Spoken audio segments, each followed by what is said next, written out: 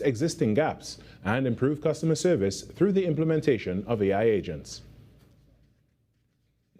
AI agents, they can assist organizations from top to bottom. All knowledge workers can have AI agents work with them to help them do their work more efficiently. The technology can streamline interactions, improve response times, and provide customers with around-the-clock support. Organizations, they shut off at 4, and you can't really get any service beyond that. And then during the day, sometimes the lines are tied up, you can't get through, and all of that. AI could help close some of those gaps to increase customer service without having you to remove any employees from within the organization. According to the tech entrepreneur and software developer, this will reduce costs for companies entering new territories while generating foreign exchange. He emphasized the need for a Caribbean-focused approach to artificial intelligence training, noting that this region's history, culture, experiences, laws, and policies must be reflected in AI systems. Trinidad and Tobago has been selected as the host country for the 40th Caribbean Association of Law Libraries Conference and Annual General Meeting, which will be held at the Waterfront Judicial Center in Port of Spain. The 4-day event brings together legal information professionals from across the Caribbean under the theme Carol at 40, celebrating the past, embracing the future. Speaking at Monday's opening ceremony, Chief Justice Ronnie Budu Singh said law libraries play a vital role in ensuring justice is delivered fairly through reliable access to legal information. He also called for stronger regional collaboration to improve access to judgments, preserve legal resources, and embrace emerging technologies, including artificial intelligence, while reaffirming the judiciary's commitment to strengthening legal information services across the region. In some crime news now, 32 people have been arrested and 104 outstanding warrants executed during a major police operation across the Southwestern Division.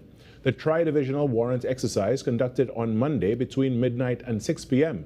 targeted individuals wanted by the courts as part of the Trinidad and Tobago Police Service's ongoing efforts to improve public safety and bring offenders to justice. Police say the warrants executed included traffic court, affiliation, and committal matters.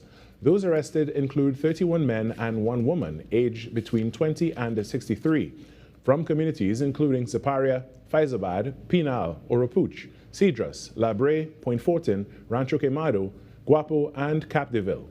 The operation involved officers from the Southwestern Division Court, Process Branch, and investigations are continuing. In some sport now, UEFA has voiced strong opposition to FIFA after plans surfaced to attract billions of dollars in private investment, including potential involvement in the World Cup. FIFA says it wants to grow football development funding to more than $10 billion by inviting outside investors into a new venture, FIFA Forward Enterprise. An American venture capital firm founded by Joshua Kushner, brother of Donald Trump's son-in-law Jared, is expected to lead that investment group. FIFA President Gianni Infantino says the plan will help football grow in every corner of the world, but UEFA has hit back hard, saying the move crosses a line and warning it could pave the way for even more FIFA competitions, eating into its own revenues. The proposal could go to a vote at FIFA's Congress in Morocco next March. And that's what's making the news this morning. But joining us right now is Virmala Balkaran, the host of Trinidad and Tobago Today. Good morning, Virmala. It is Wednesday, middle of the week. Good morning, Carrie. We made it to Wednesday, finally. I feel like the weekend is almost here, and I can just feel it. You know, I was speaking to somebody going up the stairs, one of our colleagues, and you know, he said from since Monday he's been saying, all right, it's almost Friday, it's almost Friday. Who does that remind you of? Not me. I genuinely like to think of it like that. But you know what? I'm so grateful today that we were able to wake up. And this morning I wanted to, just ask you, how many times through the day are you actually grateful for something, or you express gratitude? Oh, like a lot, more than I can count, to be honest. Right. And that's something I started doing quite a while ago, and I always believe that the universe loves gratitude, and I feel like we need to be more grateful every single day, for small blessings, for people giving you a chance on the road, things like that. And I think honestly, when you are grateful, there's so much more blessings that you get in there. Yeah, I agree. Like for me, there's so many things that are easy to take for granted. Yes. Just opening your eyes in the morning, taking that first breath consciously, being able to put your foot off your bed and actually be able to stand up, like things that we all take for granted because it's so normal for us, right? But I'm a person of faith, and there's a lot of reasons to thank God for everything in life. Yeah.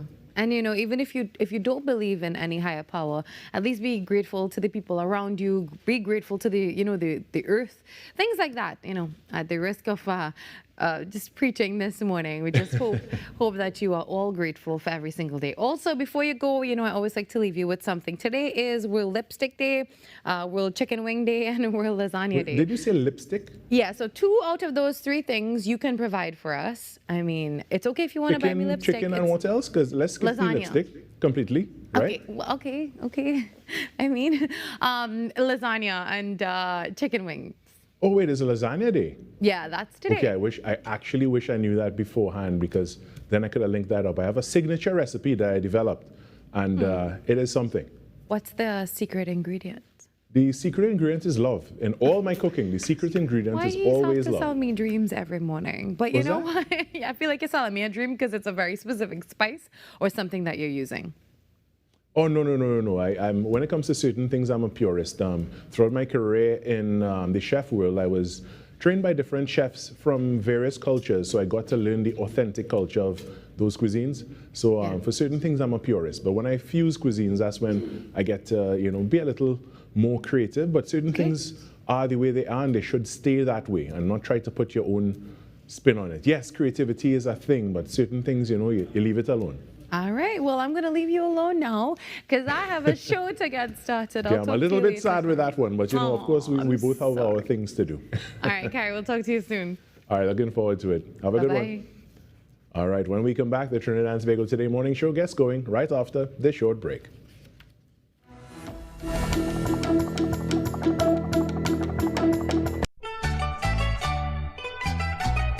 Who says you have to wait until December?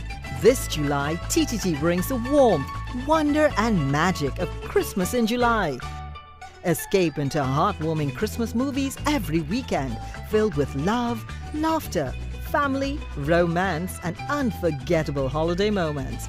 Then keep the celebration going with spectacular musical entertainment featuring beloved local performers, festive concerts and inspiring performances from both young and established talent. It's the perfect reason to gather the family, make lasting memories and celebrate the joy of the season right in the middle of the year. Christmas in July, all month long, only on TTT and ttt.live/stream.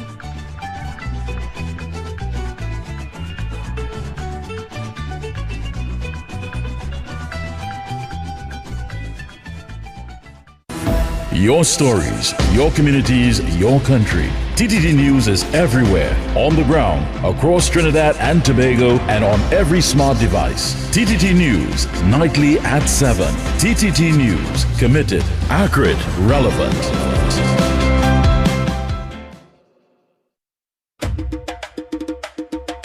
This August, join TTT as we celebrate emancipation through a month of culture, history, and entertainment.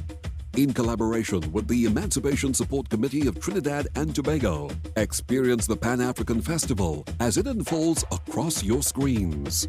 Beginning with the historic Emancipation Ceremony, live from downtown Port of Spain on August 1st, Emancipation Day, TTT brings you a month-long lineup of festival highlights, including the Youth Pan Extravaganza, Pan-African Night Concert, Unity Reggae Concert, and much more. Delve into our history, heritage, and the contributions of our African descendants through powerful documentaries that preserve stories of resilience, identity, and legacy. Plus, enjoy a selection of entertaining films and dramatic stories to round out your viewing experience. This August, connect with the culture, the stories, and the moments on TTT and ttt.live/stream. Resilient, brave, worthy. 12 majestic women, 12 majestic journeys.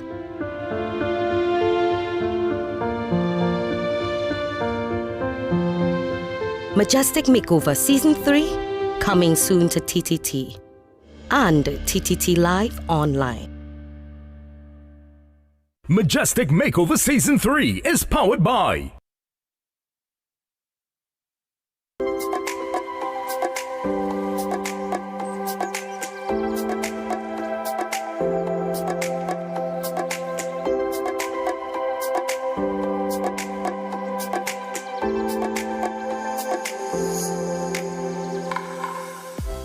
Wednesday, 29th July 2026. The time now it is 6:11 a.m. Good morning, Trinidad and Tobago and the world.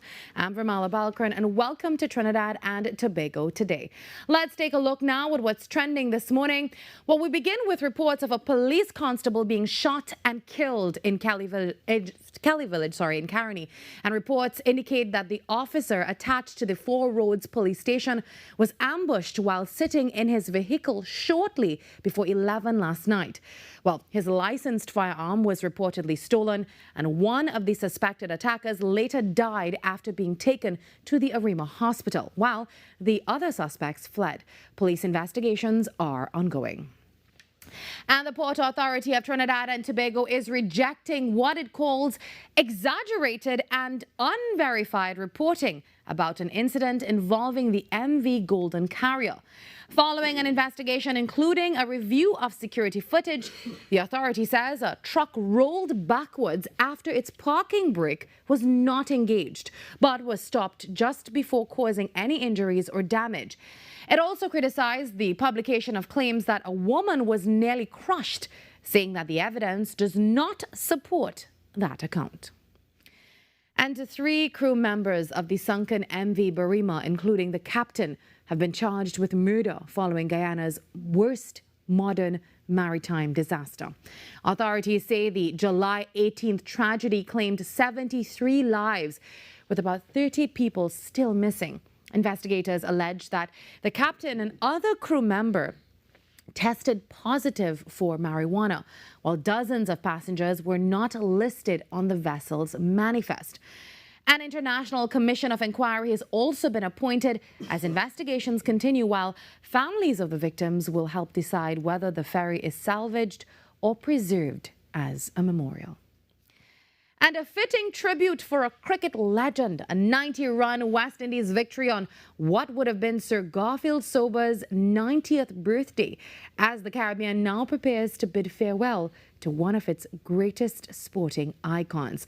Barbados is today hosting a state funeral and service of thanksgiving for national hero and cricket legend Sir Garfield Sobers at Kensington Oval in Bridgetown. And the farewell comes after an emotional week of tributes as the West Indies dedicated their 90-run test victory over Pakistan to Sir Garfield on the occasion of his 90th birthday. The historic match played at the Brian Lara Cricket Academy in Tarouba marked the venue's first ever test match and celebrated the enduring legacy of a man regarded as one of cricket's greatest all-rounders.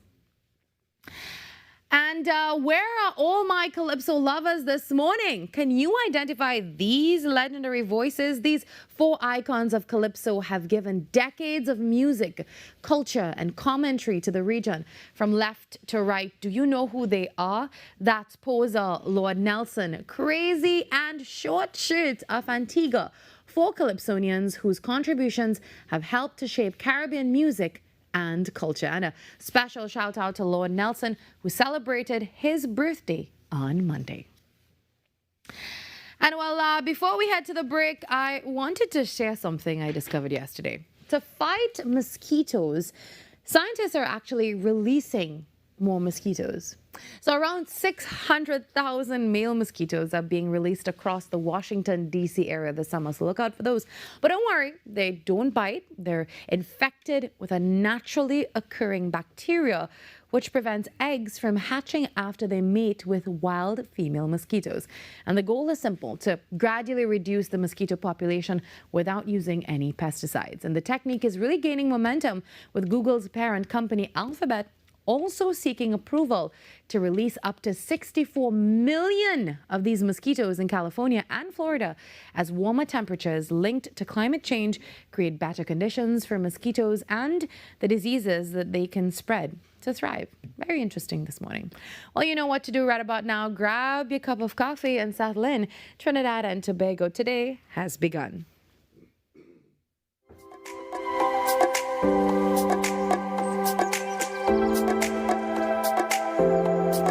Being connected, it means a lot because, first of all, you can't do this by yourself. When you have your phone, you always have somebody at your side.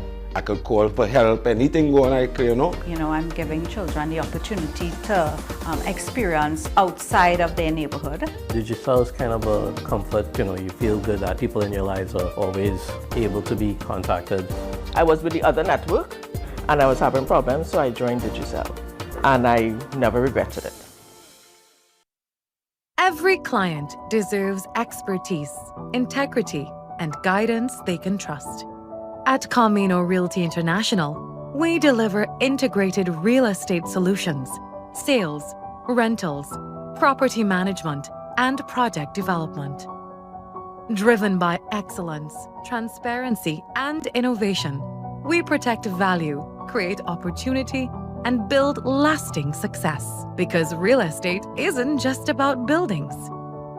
For more information on our services, log on to CaminoRealty.com or follow us on social media at Camino Realty TT.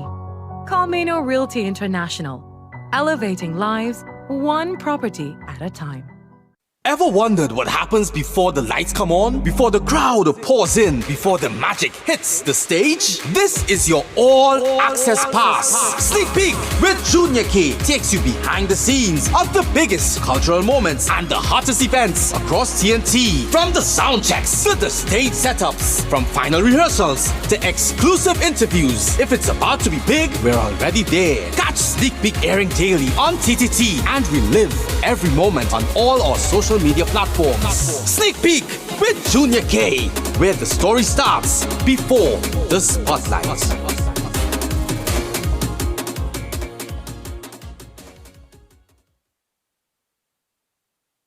Win tickets to cricket history. The men in maroon are coming home, and you could be there live. As part of the We Outside campaign, the West Indies take on Pakistan in an historic 2-match test series in Trinidad and Tobago. Watch and listen across the TTT Limited Network for your chance to win tickets to the matches. Tune in to TTT's Trinidad and Tobago Today morning show, Sweet 100.1 FM, Talk City 91.1 FM, and Next 99.1 FM. We'll be giving away tickets to both test matches, including the historic first test at Brian Lara Cricket Academy in Taruba, the venue's first ever international test match. So watch, listen, and win. West Indies versus Pakistan. The We Outside campaign continues, and your seat at the cricket could be just a call away. Watch, listen, win. West Indies versus Pakistan. Only on the TTT Limited Media Network. We are the drum shaking. We are the drum shaking. We are the drum shaking.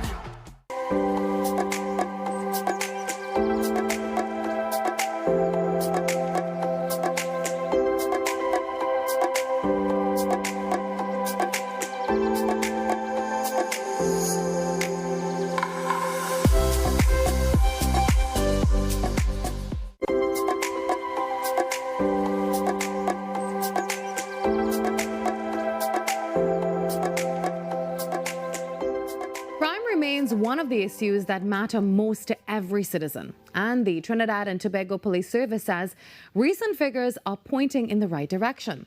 According to the latest Comstat report, serious reported crime has declined by 15% nationally so far this year, surpassing the service's target, while violent crime and fatal road traffic accidents have also recorded notable reductions. This morning, we're joined by Deputy Commissioner of Police Junior Benjamin to discuss what is driving these improvements, the challenges that remain, and how the TTPS intends to build on this momentum. We'll also hear about the recent addition of 201 newly sworn police officers and the role that they are expected to play in strengthening policing across the country. Good morning, sir. A pleasant morning to you and to all your audience. Also a pleasant morning as well. Now, the latest Comstat report shows a 15% reduction in serious reported crime nationally. From the TTPS perspective, what has contributed most to this improvement? Well, I must say the reduction that we've seen from the Trinidad and Tobago Police Service is really a contribution of several different things. First and foremost, I think that it shows effective leadership from the very top Commissioner of Police. He's holding the police service, and I'm talking here the executive as well as the divisional commanders accountable in relation to the ComStat model that we have that is working for us. We are using what we call intelligence-led, evidence-based approaches to deal with the crime situation, and therefore it's not like happenstance that is happening, but it's certainly using the strategies, looking at the trends, and we are following those trends to ensure that we seek to go after the criminals, those who are repeat offenders, and more as we apply the model, we recognize that we are seeing results. And again, above all, I think it's the dedication of the officers on the ground that we must also attribute what we're seeing, and also the partnership with the public as well. Now, I'm seeing those figures on the screen at this point. While those figures are encouraging, there are still communities where residents actually remain concerned about crime. So how now is the TTPS working to ensure that people feel safer in their daily lives? Well, I have, the theory that, there is a difference between reduction in crime and the fear of crime. And therefore, the fear of crime is so real that even when offense takes place, even when that happens, a person feels violated, it stays, and therefore I think we are working really hard to really remove the fear of crime, and therefore you find that a lot of the divisional commanders and the police service on a whole, we are engaged in having more town meetings. You will see that we have more walkabouts. We are seeking to engage more with the public.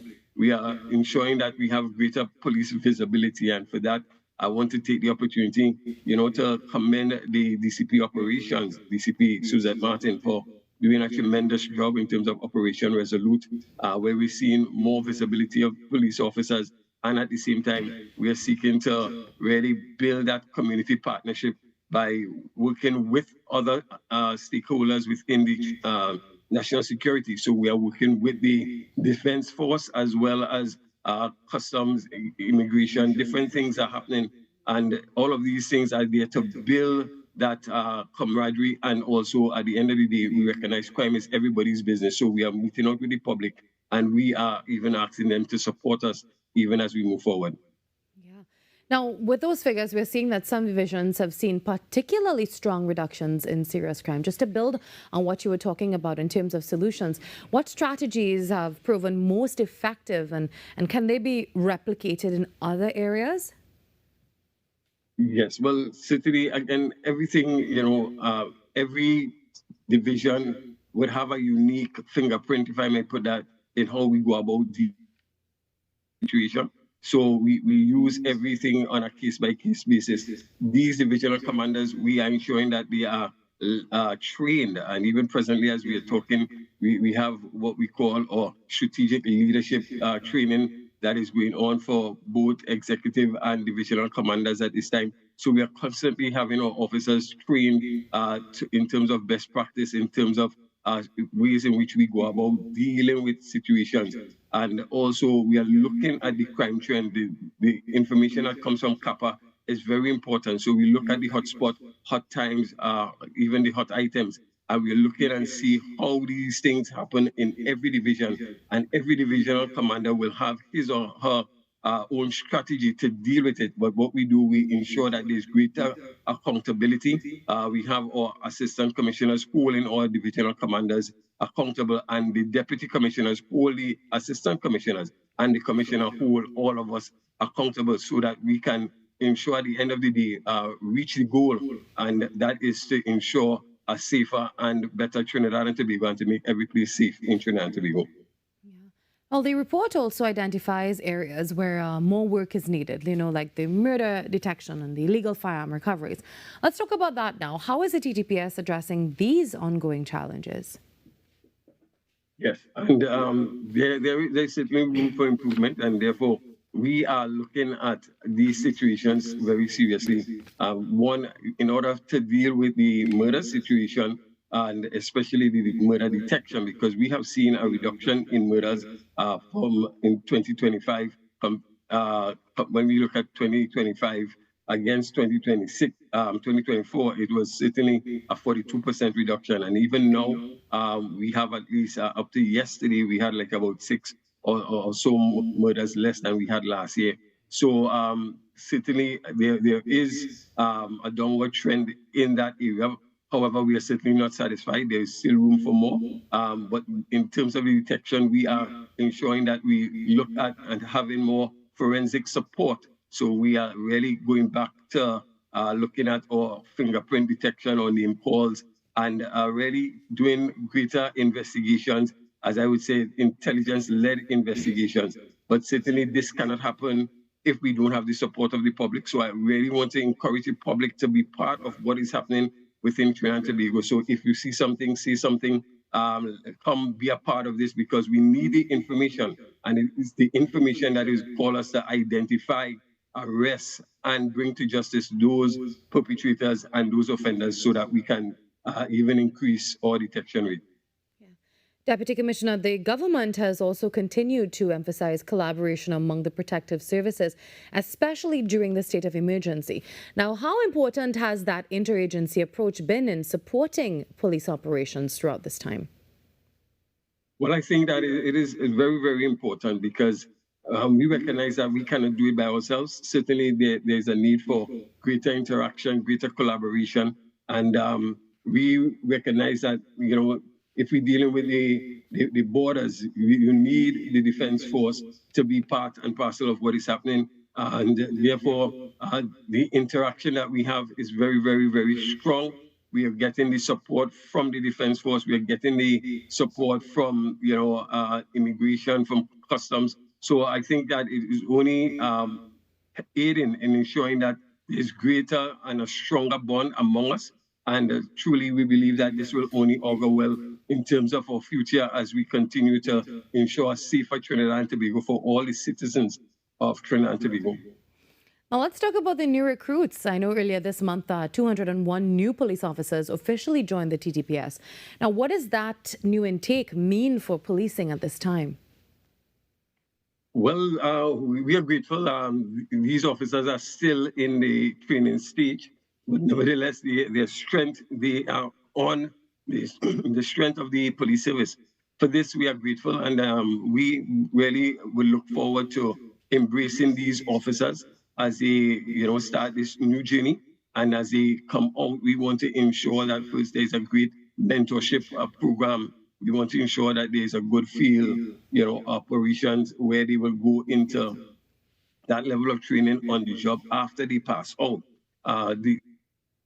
Some training to do. Normally, we would swear them in before they go and do their firearm drills and so forth.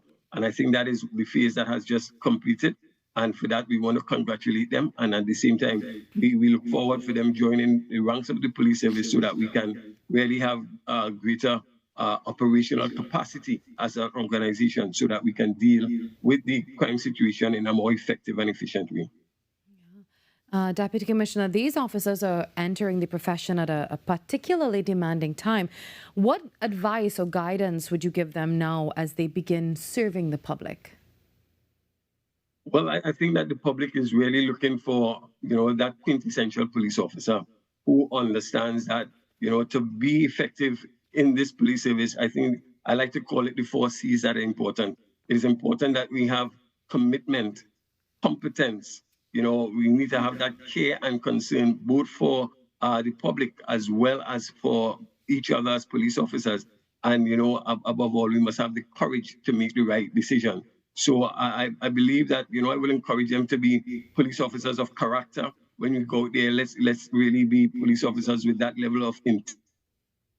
The motto of the police service, to protect and serve with pride, with that professionalism, respect, integrity, dignity, and excellence. I think that will only augur well for them to do well out there and make a difference within the police service and also within their communities.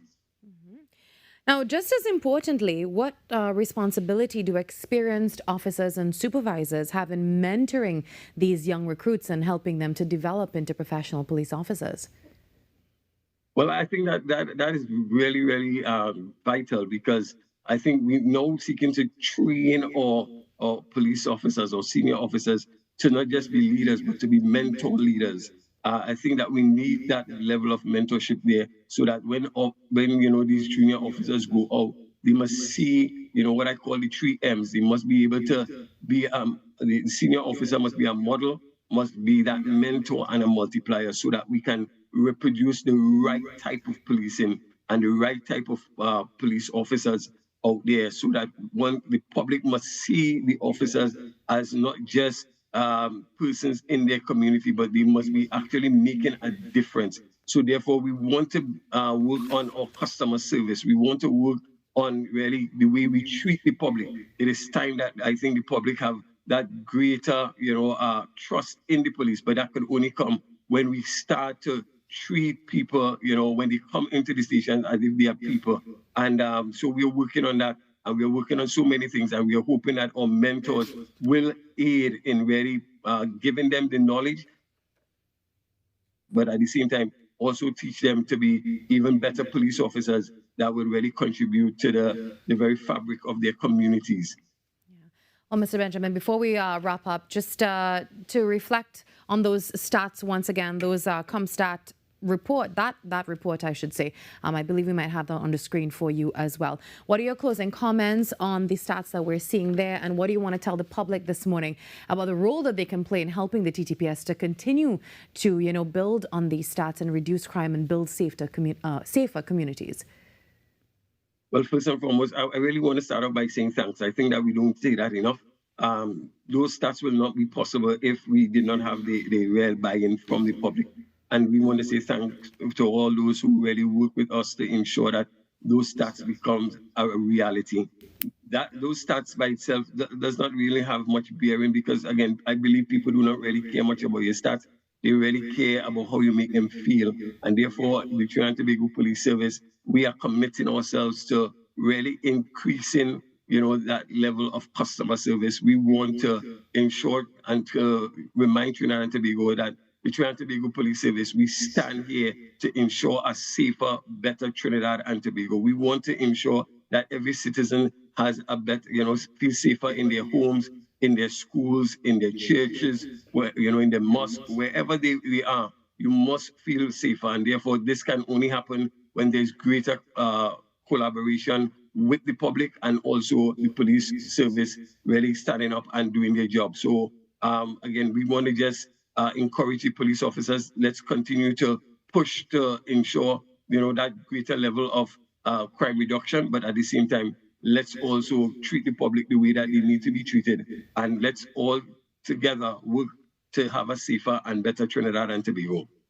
Thank you very much, Deputy Commissioner Benjamin, for joining us this morning. Hopefully we'll talk to you soon for, even better updates. All right. Well, the latest figures are encouraging, and maintaining that progress will take continued partnership between the police and the public. And we also wish the newest officers every success as they begin serving communities across the country. We take a break and come back.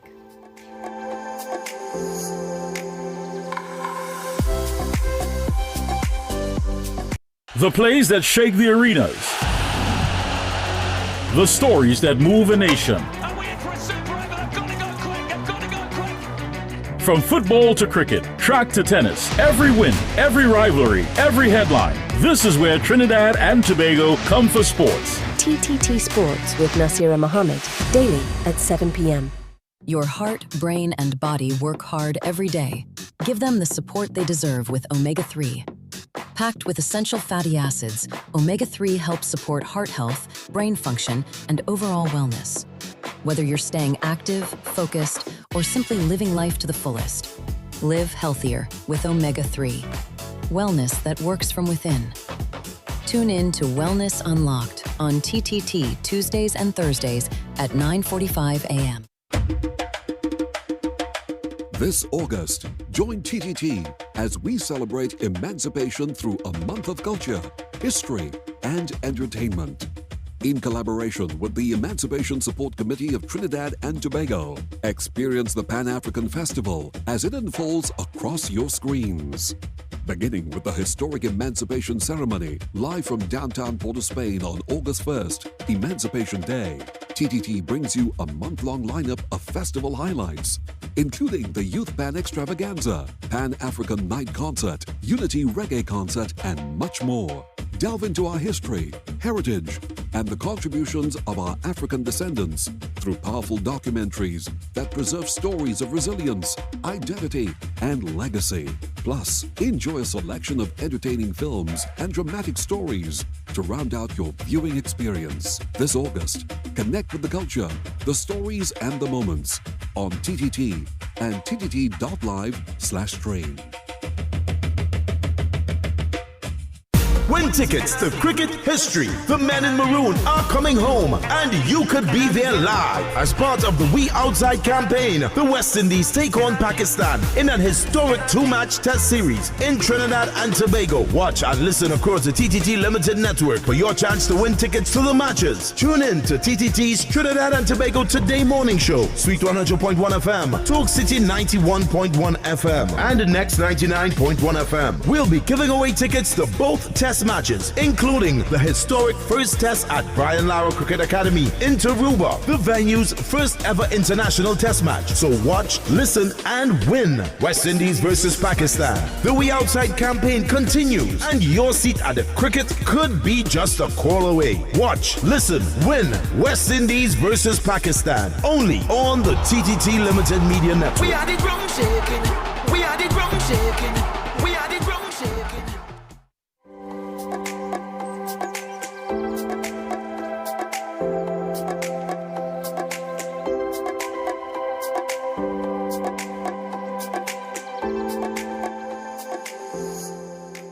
Artificial intelligence is no longer a concept of the future. It's already changing the way we work, learn, make decisions, and solve some of society's biggest challenges. Around the world, AI is reshaping industries at an unprecedented pace. And here in the Caribbean, there's a growing focus on ensuring that we don't simply consume this technology, but we help to create and shape it. Well, at the UE, the Artificial Intelligence and Innovation Center is leading that effort through research, innovation, and the development of AI solutions designed specifically for our region. The center is also preparing the next generation of AI professionals with new postgrad programs launching this September. And joining us this morning is Executive Director of the UE's Artificial Intelligence and Innovation Center, Dr. Craig Ramlal. Good morning, Dr. Ramlal. How are you? Good morning. Thank you for having me on the show. You're most welcome. Now, for viewers hearing about this for the first time, what exactly is the Artificial Intelligence Innovation Center, and why does the Caribbean actually need a center like this? Okay, so the Artificial Intelligence Innovation Center is the largest AI center in the Caribbean right now. We have about 73 members that span academic, industry, and public sector individuals. The center was created primarily to develop research and commercialization initiatives, policy, advocacy of AI, as well as these academic programs that we are talking about today. And so the idea is that when we use this term, we need to be producers rather than consumers of AI. What does that actually mean? It means that we actually have to build these systems, and they have to be done in such a way that it is sustainable for our own communities. It has to be done in a way that it is currently facilitated by our own people, so that we guarantee that our realities are represented. Mm-hmm. And what kinds of real-world problems is the center working on across areas like health and energy and agriculture, cybersecurity, most importantly, even climate resilience and public policy? We have 10 research clusters, and they work on most of those things that you're talking about. I want to talk about 3. We have one named SEMI. They are building semiconductors for the Caribbean. We will have our first Caribbean semiconductor in September. It was sent to tape out in March. We have another one called AMOS, which is the Autonomous Motion Systems. This one, they build drones and robotic systems. We had the Trinidad and Tobago's first indoor drone show happened last week, Thursday, during the Caribbean AI Forum, so we're quite excited about that.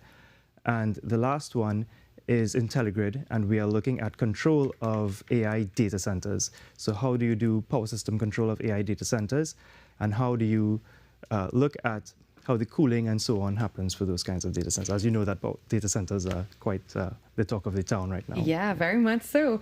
Now, how does the center ensure that AI solutions are built for Caribbean realities rather than simply imported from elsewhere? It is very important to recognize that research is the cornerstone of every civilization. Right now, if our own civilization, our own society cannot solve our own problems, which is what research is prepared for us to do, then it makes no sense that we continue to do any kind of technology development. And in addition to that, if we cannot commercialize those solutions, if we cannot work with the private sector and commercialize those solutions and actually move into export markets, then it will not be sustainable. So the idea is the center looks at problems that the region has. It looks at problems that we can move into the global community. We aim to solve those problems, and then we aim to make it as commercial as possible. Every single cluster is mandated to become an industry by itself.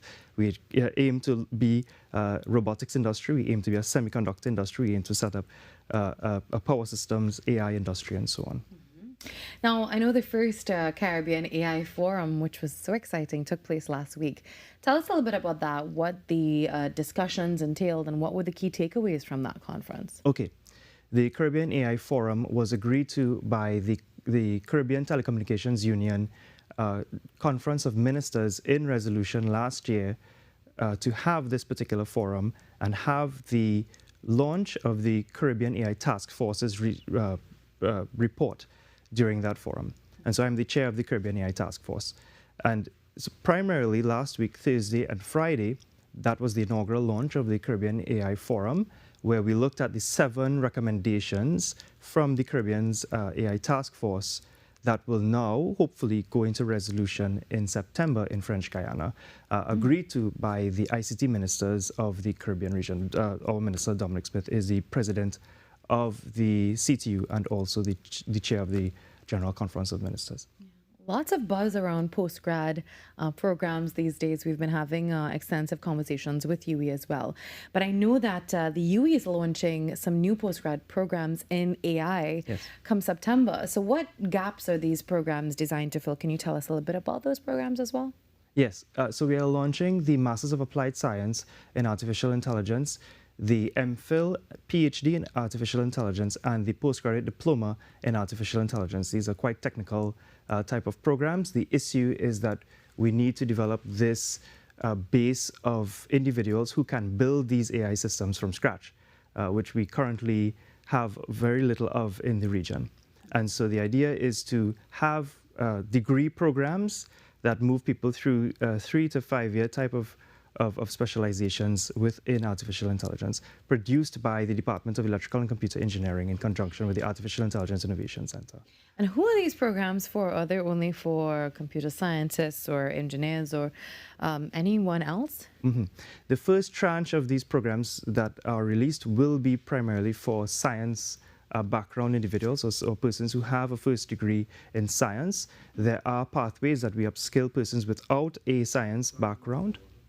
And the idea is that we want to develop AI systems for the region. And so we want to look at how first we can develop this cadre of specialists who can build these systems in hardware, software, and the mathematics.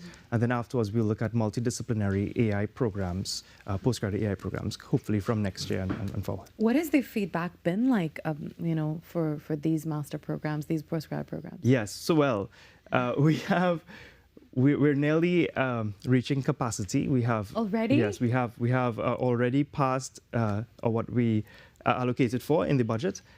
In the number of persons, we have now surpassed that. Although we have extended the deadline up until August 14th, maybe we can cut it at maybe closer on. But it has been quite a buzz and very exciting, especially because of these AI data centers again. Now, this is definitely an investment in yourself and your skill set and all of that. And you see these short AI courses and these online certificates popping up everywhere. How is this actually different from those little courses? Yes. Okay. What we are seeing right now is how to use AI and how to apply AI to specific domains. And nothing is wrong with that. I think that that is very important. But what we are missing from the region are people who come from or start their postgraduate studies learning about how to build these AI systems from scratch. How do you build ChatGPT from scratch? How do you build semiconductors? How do you build robotic systems? Right? These are what these programs are for. What we've had when ChatGPT was released was that persons who would have been studying something else now move on to AI and then try to do some stuff with AI, do some short courses and so on.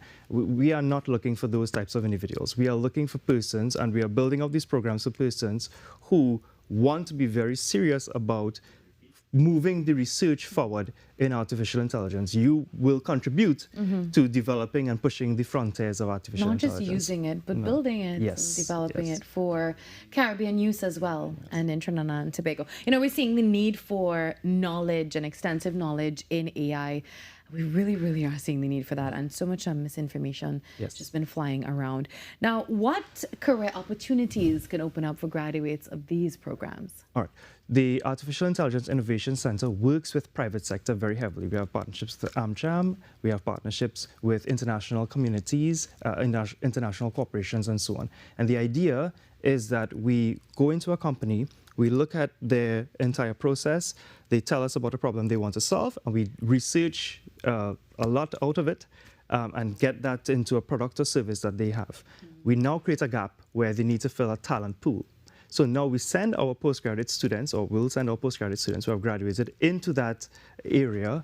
And so we are looking at things like developing agents for companies. This seems to be the talk of the town for most companies right now, what they want, optimizing companies' workflows and processes, having companies take their existing data and find new products and services. These are the types of things that we are seeing within the region and internationally.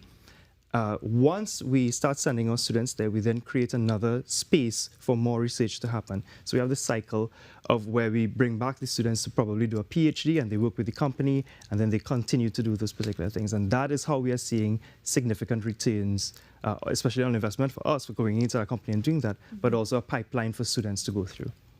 Yeah. Well, further to this, before we wrap up this conversation, tell us what jobs could be created because of artificial intelligence. We will see within the next future, we will see this movement of autonomous systems and robotic systems happening within the Caribbean. We are already seeing that from China and the East. So even countries like England and Singapore and so on move down to the West. So we are looking at robotic systems engineers. We are looking at artificial system engineers, machine learning engineers, and people to, if this data center comes on stream, then people to run this particular data center. Should we be intimidated by this rise of AI? Should we be scared of it, or should we embrace it, in your opinion? The idea is that we create this insulation around against that fear, because we know how to control the technology and we know how to build the technology. Yeah. So that is our purpose. And work simultaneously with AI. That's and correct. Just use AI to make life a little easier. That's right. You know, I find myself arguing with so many people about AI all the time and saying, well, it's meant to complement our lives and make it easier. Well, thank you very much for joining us this morning. We really appreciate this conversation. So much talk about AI, but to really understand it like this is really helpful.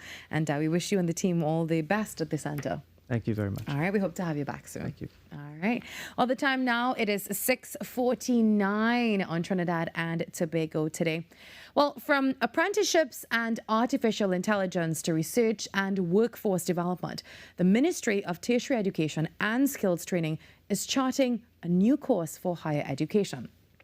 In an interview with journalist Faith Chariot, Minister Prakash Prasad shared the ministry's vision to ensure that education plays a central role in solving national challenges and growing the economy.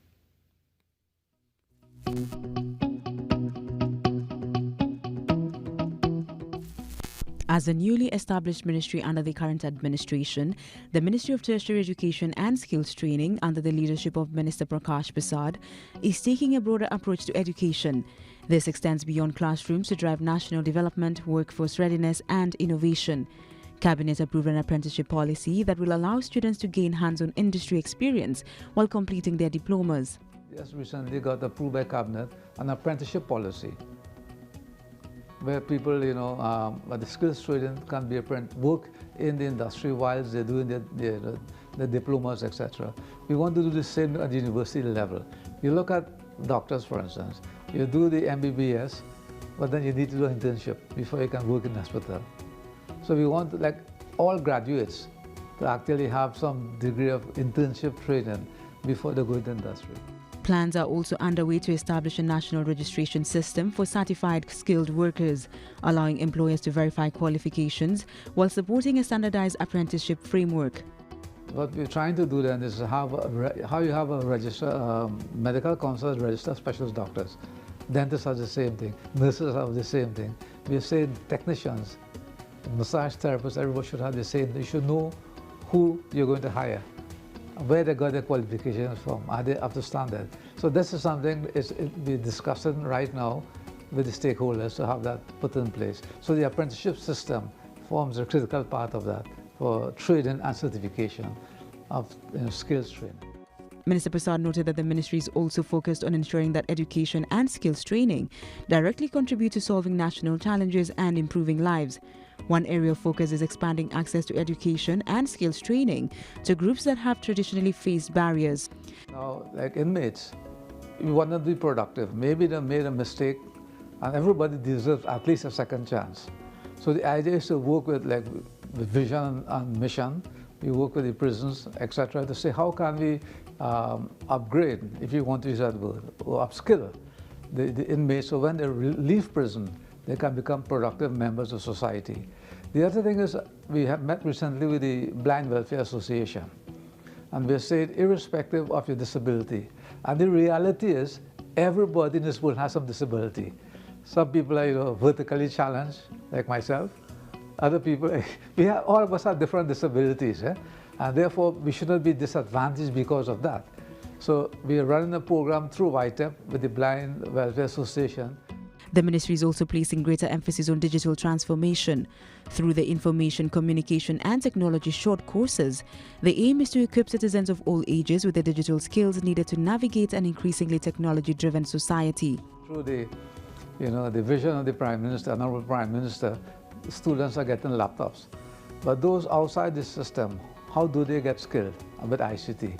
So these short courses are meant to encourage everybody to be involved in it. Also to help their parents and grandparents. Like digital literacy is important now, becoming increasingly important for online banking. Everything is going online, and therefore you need to make sure that people are skilled. Now, if the grandchildren, sons and daughters can easily help their grandparents, they feel comfortable with them, helping them how to go through, how to do online banking, how to maybe get your driving permit online, etc. So the whole society has to become, digitally literate if we have to move forward. Access to higher education also remains central to the ministry's mandate. The minister says the Government Assistance for Tuition Expenses Program Standing Committee plays a vital role in assessing institutions and approving tuition funding, ensuring students can continue their studies while maintaining national quality standards. That committee really provides sort of assessments and approval for tuition funding for tertiary level students. So it's very important. So if you train our citizens, funding the tuition is very important. So that is what GATE is about, doing that. Also, there are a lot of private institutions who would want GATE funding also. So they look at it, can we afford all these private institutions? So we have to have a mix, but right now GATE is, you have to be approved, you have to have an approved institution by ACTT, etc. Your program's approved, and then we look at GATE funding for you. Beyond education, the ministry wants institutions to become engines of economic growth. It is working to establish mechanisms that transform commercially viable research into products, businesses, and employment opportunities. When you look at the expenditure at university, 72 to 80% of the cost of running a university, the current cost, would be staff costs. So you have highly qualified people. They teach, they do research, etc. But do we use it effectively? There are two aspects. One, there are a lot of good projects that students do. Most students do final year projects that would have value in a commercial sense, right? That's one. But there is no mechanism ready to convert that research to commercialization. And in that regard, we're trying to seek funding for a technical grant to see how can we set up a formal mechanism to translate research, reasonable research, or commercially valuable research into products. Looking ahead, Minister Prasad says institutions must take a more active role in addressing the country's most pressing challenges. He believes institutions should move beyond producing graduates to developing practical solutions. University being integrated into the economy itself. How do we solve problems? One way is to keep on monitoring issues we face and then providing solutions, and then sort of implement it, be involved in the implementation of solutions. And we have problems in this country that we hear about all the time. Flooding is one, right? I mean, potholes might be the next one, a variety of things. And these become solved at university if they're given a chance. So they must take a more proactive role. So the idea at university is to produce graduates only. Yeah, that is a critical central role of the university. But a more important role now is university must have outreach. How do we help the country? How do we reach out? And this is, in all sectors. In agriculture, how do you reach out to the farmers to know what are the issues, right? To monitor the issues of crop diseases, etc., and to take action right away and produce solutions. The ministry's long-term vision is to create a more collaborative, technology-driven education system that equips citizens with the skills to succeed while contributing directly to Trinidad and Tobago's economic and social development. Faith Chariot, TTT News.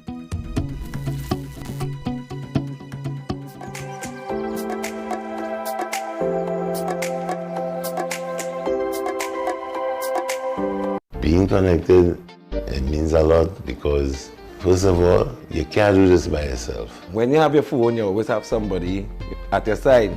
I could call for help, anything going on, I'm giving children the opportunity to experience outside of their neighborhood. Digicel is kind of a comfort, you feel good that people in your lives are always able to be contacted. I was with the other network and I was having problems, so I joined Digicel and I never regretted it. Every client deserves expertise, integrity, and guidance they can trust. At Camino Realty International, we deliver integrated real estate solutions, sales, rentals, property management, and project development.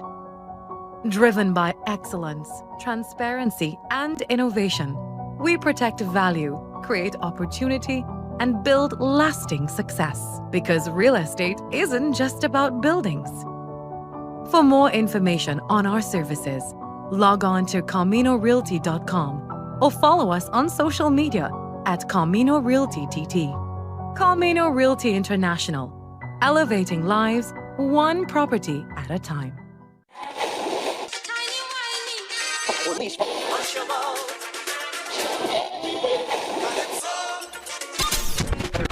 Since 1972, one sound has been living in the heart of Trinidad and Tobago, the longest running radio station in the nation.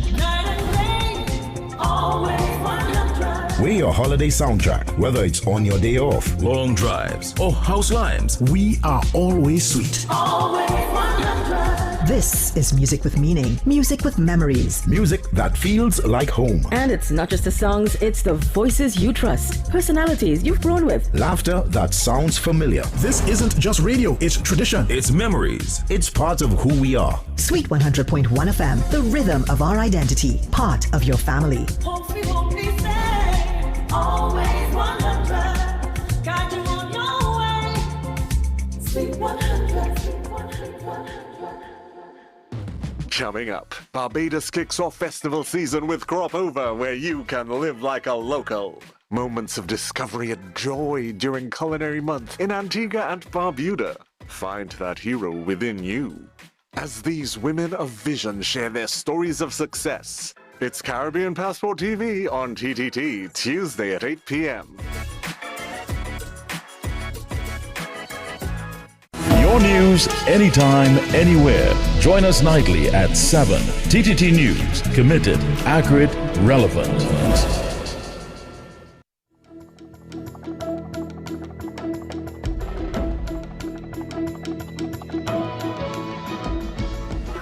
Good morning. This is your TTT News Update. I'm Carrie Roberts. Making the news at this time.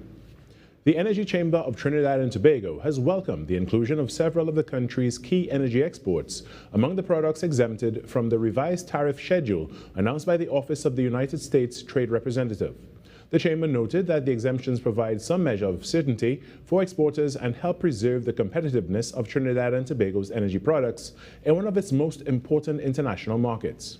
It said the decision reflects the strategic importance of the country's energy exports and could help safeguard revenue, investment, and employment opportunities linked to the sector. The USTR confirmed that TNT has been placed on the lowest tariff bracket, 10%, following the conclusion of the Section 301 investigation into forced labor enforcement among 60 of the U.S. largest trading partners. The Chamber notes that the outcome was achieved through sustained engagement between the government and U.S. officials. It also notes that 95% of this country's exports to the U.S. are concentrated in a small number of energy-related commodities. In other news, Minister of Justice and Minister in the Office of the Attorney General, Devesh Maharaj, is advocating for a nuanced and victim-sensitive approach in the fight against organized crime, stressing that law enforcement efforts must not only target criminal networks, but also protect and support those who may be exploited by them. The call was made during Tuesday's opening ceremony of the European Programme of Assistance to Combat Corruption and Organized Crime in Latin America. Minister Maharaj stressed that developing sustainable solutions to organized crime requires a balanced framework, one that rigorously dismantles criminal operations while remaining deeply sensitive to the protection, rehabilitation, and needs of victims. He urged the adoption of a nuanced approach to better understand the root causes, social drivers, and the specific ways victims are affected by crime. The ministry reaffirmed its commitment to advancing legislative, institutional, and regional security initiatives that uphold fundamental human rights, safeguard vulnerable populations, and ensure justice for all. Works credit union branches across the country remain closed on Tuesday as industrial action by employees entered its second consecutive day, disrupting normal operations and leaving members unable to access in-branch services. In a notice to members posted on social media, the credit union assured that the board of directors and management are actively working to address and resolve the situation quickly. They apologized for the inconvenience, noting any updates will be provided through direct communication channels. On Monday, all branches of the Works Credit Union were closed as employees embarked on industrial action, disrupting operations at locations in Port of Spain, Arima, San Fernando, and Tobago. The strike follows years of stalled wage talks with workers as they demand fair compensation.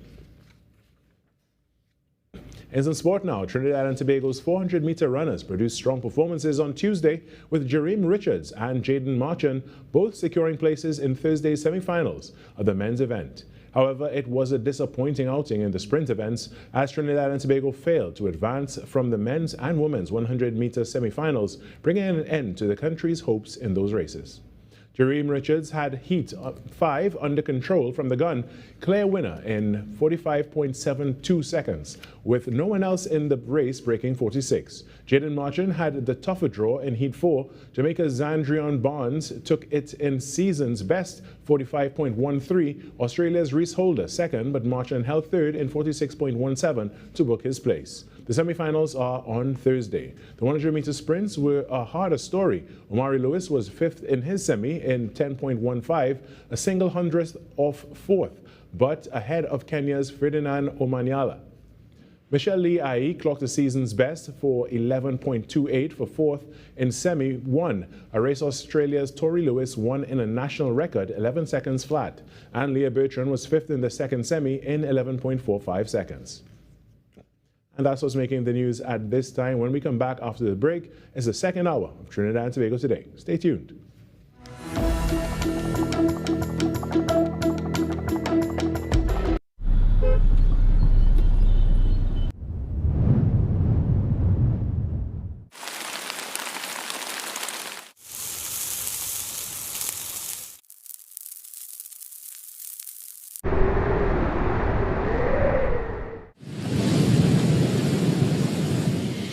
Whatever the skies bring, stay prepared with TTT Weather. Committed, accurate, relevant. Every client deserves expertise, integrity, and guidance they can trust. At Camino Realty International, we deliver integrated real estate solutions, sales, rentals, property management, and project development.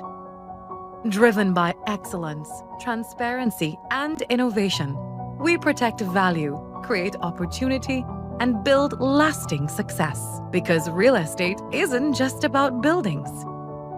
For more information on our services, log on to CaminoRealty.com or follow us on social media at Camino Realty TT. Camino Realty International, elevating lives one property at a time. Being connected, it means a lot because, first of all, you can't do this by yourself. When you have your phone, you always have somebody at your side. I could call for help, anything going on, you know. I'm giving children the opportunity to experience outside of their neighborhood. Digicel is kind of a comfort, you feel good that people in your lives are always able to be contacted. I was with the other network and I was having problems, so I joined Digicel. And I never regretted it. This August, join TTT as we celebrate emancipation through a month of culture, history, and entertainment. In collaboration with the Emancipation Support Committee of Trinidad and Tobago, experience the Pan-African Festival as it unfolds across your screens. Beginning with the historic Emancipation Ceremony, live from downtown Port of Spain on August 1st, Emancipation Day, TTT brings you a month-long lineup of festival highlights, including the Youth Band Extravaganza, Pan-African Night Concert, Unity Reggae Concert, and much more. Delve into our history, heritage, and the contributions of our African descendants through powerful documentaries that preserve stories of resilience, identity, and legacy. Plus, enjoy a selection of entertaining films and dramatic stories to round out your viewing experience. This August, connect with the culture, the stories, and the moments on TTT and ttt.live/stream.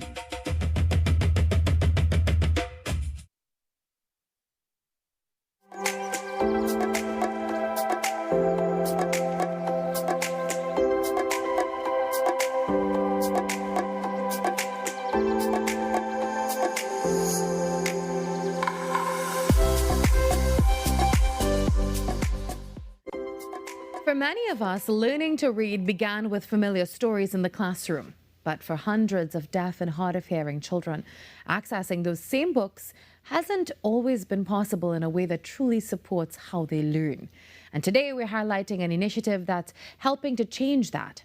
The producers of the Enable Children's Storybook series have partnered with respected author Frank Porter to create the first Trinidad and Tobago sign language versions of his iconic Republic Readers and Caribbean Rhythms books, titles that have been a cornerstone of primary school education for generations.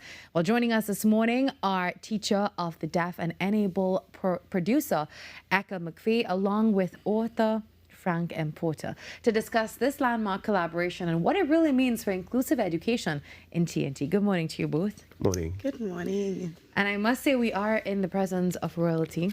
Thank you very much for all the lessons that you've given us throughout the years. Thank you. I can safely say that we've all grown up on your books, so thank you for that. For sure. Now, Eka, before we talk about the books themselves, what inspired you and the Enable team to create educational resources specifically for deaf and hard of hearing children right here in Trinidad and Tobago? So back during the pandemic, Nicole and myself, that's my quarter, both of us, we found that there was not enough resources for our students. And remember, everything was online. So there was a lot of stuff in ASL, not a lot of local materials. So we decided at that time to produce books that has sign language, voicing, augmented reality, so that our students are able to really be able to appreciate the local stuff in their first language. Now, for viewers who may not be familiar with them, what are Enable children's storybooks and what makes them different from traditional reading? Right. So our books, as I said before, really focus on local material And for the first time in Trinidad and Tobago, we were able to work with producers, different persons, to get these books done. So when you open the book, there is a link. You scan it, and everything now is about technology with these students today, right? So you open the book, you scan the link, and pops up a little video, and you can see the person signing, all the stories, the poems, and it's really about the Caribbean and Trinidad, different stories that really showcase our culture. And there is voicing as well, so not only for the deaf and hard of hearing, but the blind, persons who are autistic, all of those children can really appreciate and be included in those materials. And it's the same thing we try to do here with these books. Yeah. Well, Mr. Porter, the Republic Readers and the Caribbean Rhythms books have really been a part of primary school education for generations. Yes. So again, thank you for that. Now, what was your reaction when you were approached to make these books available in Trinidad and Tobago Sign Language? I was quite excited. It just gave me another area to serve where children are concerned. And having been associated with Eka when she was a teenager, I taught her at secondary school at Macrapo Junior. Wow. So she was in the classroom. I wouldn't reveal whether she was a miserable girl. No, she was fine. So when she proposed this to me, I said, hey, I on board, Yeah. I love that. And it's opening up, this book and everything that you've offered in these books for us throughout the generations to a whole new group of children getting to experience that. And I'm looking at these books now. So they've undergone some changes, right? Yes. Over the years. The illustration is a little bit different. But I mean, these scream the characters from a distance that we grew up on. I remember standing up and having to read a story in our classrooms. Frank. And they say, this is a story by Frank M. Porter. And that was just something you would have to get up every single month or so, and you would have to repeat that. But again, tremendous memories, and thank you for that this morning. Pleasure. Now, Eka, why was it important that these books be presented in Trinidad and Tobago Sign Language rather than adapting resources from elsewhere? So we found that it was a perfect opportunity because Mr. Porter's books are all about local. Yes. So it was easy and already in the school system. So it was easy to use these books. And TTSL, Trinidad and Tobago Sign Language, again focuses on our local language, as opposed to the ASL that we have to then adapt. So with TTSL, it's actually the students, our children's first language. That's what they're exposed to from home, at school, in their communities. So it was perfect to use TTSL. Yeah. So vivid memories of Boyo and Kala are coming back. Yes. And, how long ago did you start writing the Republic Readers? It's interesting that she said that was her motivation, because that's how the Republic Readers started. Actually, it started right up the hill there in Laventille. I was a teacher at Rose Hill RC. I would teach the children. There was a thing called Harap, and I observed that the children just couldn't handle these English-based books. Okay. So one day I decided to write on the blackboard about a story of a woman called Mabel who went into Port Spain to watch a fire, and she came back, but she left some dumpling and stuff on the fire, and they were burnt. And I observed that the same children who were getting 2 out of 10 and 3 out of 10 were now getting 9 out of 10 and 10 out of 10. So I say, wow, I think I'm onto something. I did a similar thing, same response. And that was the birthing of the Republic Reader. And that was, I would say, about 40 years ago. And how did you come up with the characters? Oh, that's a question I always get. Actually, it was influenced by Boyo. Now, when I grew up in the DB area along Sickler there. And it was kind of close to Port of Spain, but close to the country. And the name Boyo was common, and I was also exposed to much of Trinidad and Tobago rural. And a lot of people were called Boyo, and young men, So I said, look, I want something indigenous, so why not Boyo? And then I opted for A is for Anna, baby Anna. Yeah. And C is for Carla. Oh, there we go, ABC. Wow, so many years later, I get to make sense out of this. As I tell you, this is a real big moment for me. So, Mr. Porter, what does it mean for you now personally to see that your books are becoming accessible to deaf and hard of hearing children in their native visual language? As I said, it's really an awesome experience. The knowledge, I wear another hat. I'm a minister, and this is what Christ did. He looked for the deaf and the dumb and these. So this is taking it to another level, meeting them in their space now, where we could meet them with material with which they could identify. So I've already all reason to be elated. Yeah, I'm getting feedback from my producers. Well, it is a big moment for all of us. Very polarizing to just be able to connect with you this morning and to really just go back to that moment where we were sitting in classes saying, this is the story of Boyonkala by Frank M. Porter. Now, Eka, beyond supporting deaf children, these resources can benefit other learners as well. Now, who else can use these books, and why is that broader approach to inclusion so important? So apart from the deaf and the hard of hearing, because we have voicing, even the blind can access the books. They can hear the stories in the books. Actually, it's for all children, right? Because learning sign language as a child, you're learning another language. This is a recognized language. So you're also learning another language, which really improves your cognitive abilities, so it's really for all children. All children can use the book. Now, what has the response been like from teachers and parents, and most importantly, the children who have been using these resources? So actually, this has been done very quietly. You have the privilege. This is the first time we are sharing this publicly. You heard it first. You heard it first here. Yes.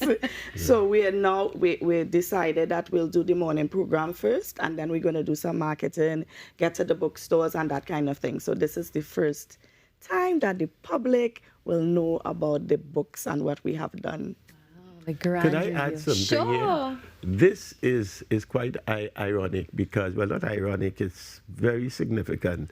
The first time I presented my books to Trinidad and Tobago, I had not gone into any schools anywhere. It was right here on TTT. Amazing. And I sat there this morning and said, but wait a minute. Wow. I remember I'd never gone to a school or anywhere. And the guy who was the photographer, I think there's just one man behind the camera. When I was finished, he said, how much for them?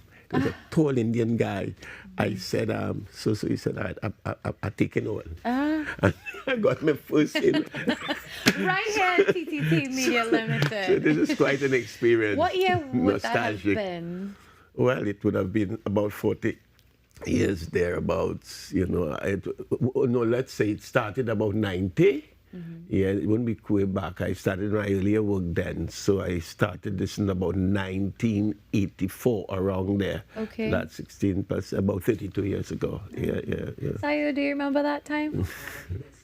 It could be we him. feel like we know who that is, Yeah, but this is a real full circle moment. Very special. Real full circle. Very special this morning. So tell us, where can parents and schools and educators actually access this enabled children's books and the new signed versions of the public readers as well? So we intend to put it in the stores, the different bookstores. Also, persons can call 686-1080. That's my phone number if they're interested. But we're going to put it in the bookstores so they can get it there. Yeah. Yeah, especially for the brand new school term. What's next for this collaboration? What's next? Eka is looking at Mr. Porter like, so Mr. Porter, what are we doing? Basically, she's just gone to intro A and B.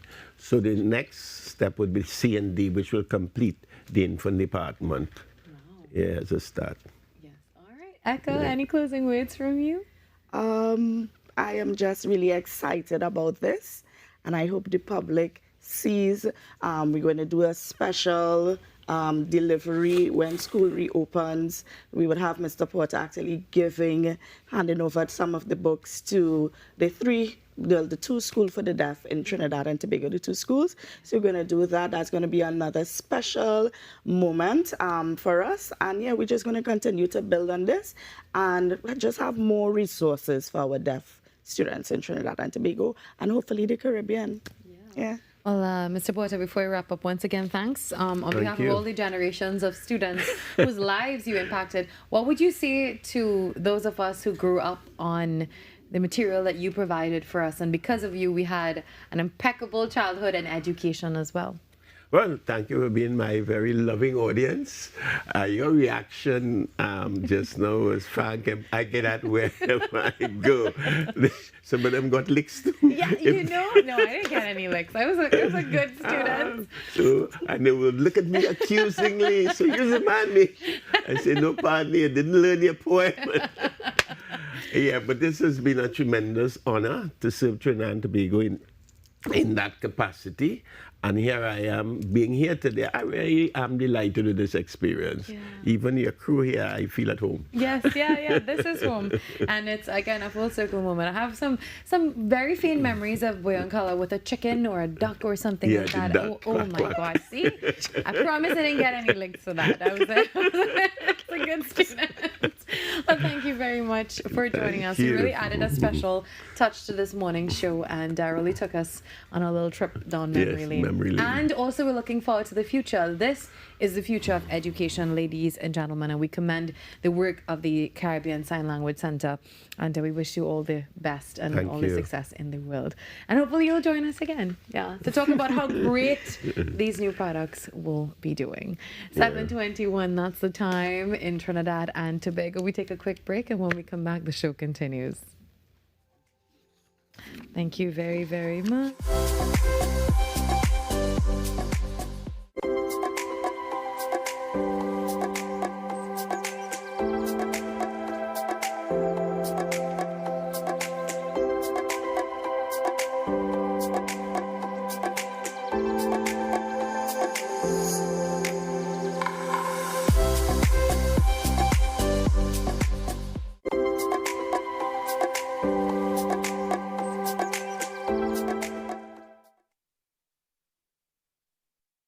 Why is Talk City 91.1 FM the leading talk station in Trinidad and Tobago? Because nobody delivers conversations like we do. Start your mornings with Ground Report. Andy Pitbull Williams, Lennox Smith, and Nigel Snipes setting the agenda from 6 to 9 a.m. Then it's Off the Record with Stefan Reese and Mr. X, Fearless Talk, and the issues everybody's discussing. Stay connected with Sharon. Take it front with Officer Shabadi. Go beyond limits with Roland Stewart. Drive home with Heavy Duty and David Welch on Under the Radar. And wrap up your day with Kingsley and OB on The Wrap Up. Real talk, real people, real Trinidad and Tobago. Listen live on Talk City 91.1 FM and follow us on social media, Facebook, Instagram, and YouTube. Talk City 91.1 FM, the #1 talk station in Trinidad and Tobago.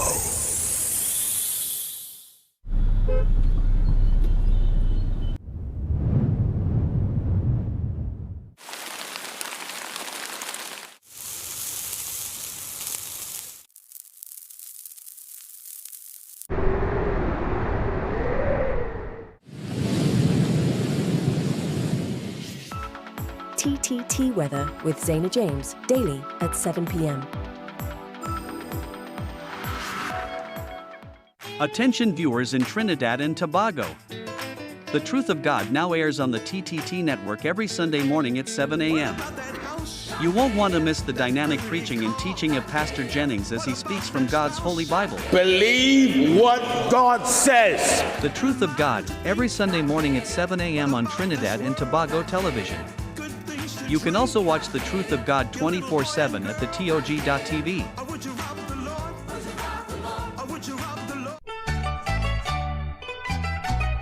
Who says you have to wait until December? This July, TTT brings the warmth, wonder, and magic of Christmas in July. Escape into heartwarming Christmas movies every weekend, filled with love, laughter, family, romance, and unforgettable holiday moments. Then keep the celebration going with spectacular musical entertainment featuring beloved local performers, festive concerts, and inspiring performances from both young and established talent. It's the perfect reason to gather the family, make lasting memories, and celebrate the joy of the season right in the middle of the year. Christmas in July, all month long, only on TTT and ttt.live/stream.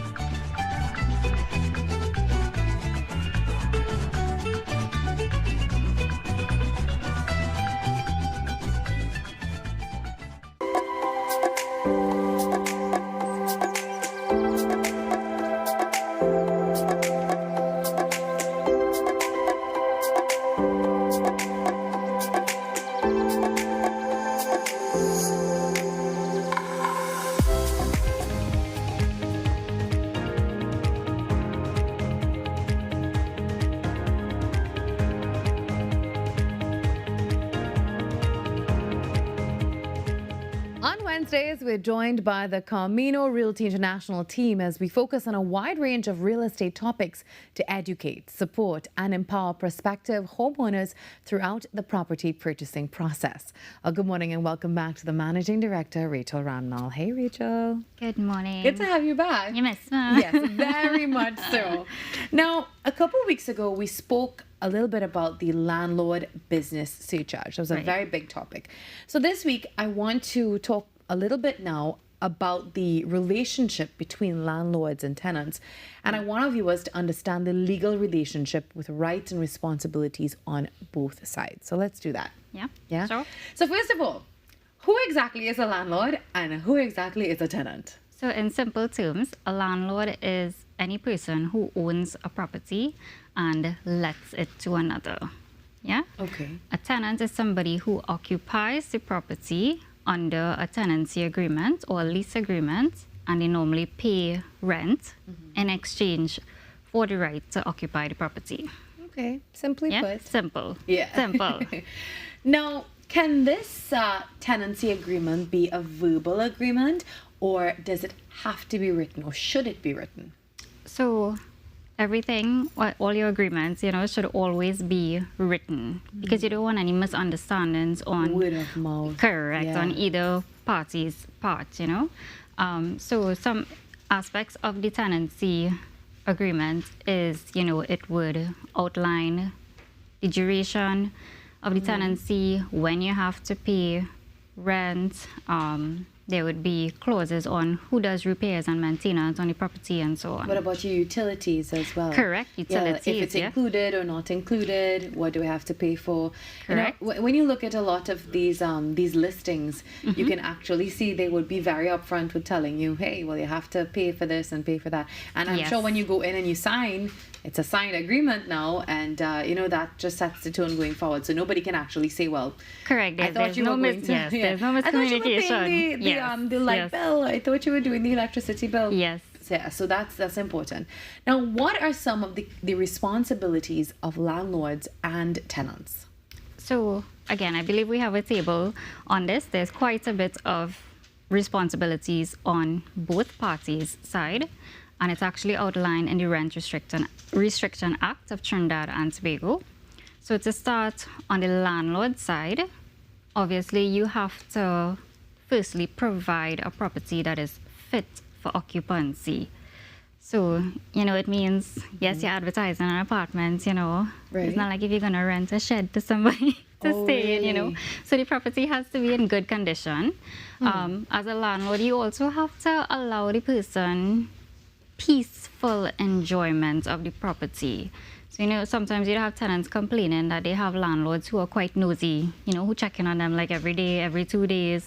They want to do inspection every month, As a landlord, you have to allow the person to enjoy the space peacefully. At the end of the day, you're collecting your rent. That's right. You're paying for that space. Correct. Allow them to, live in the space peacefully.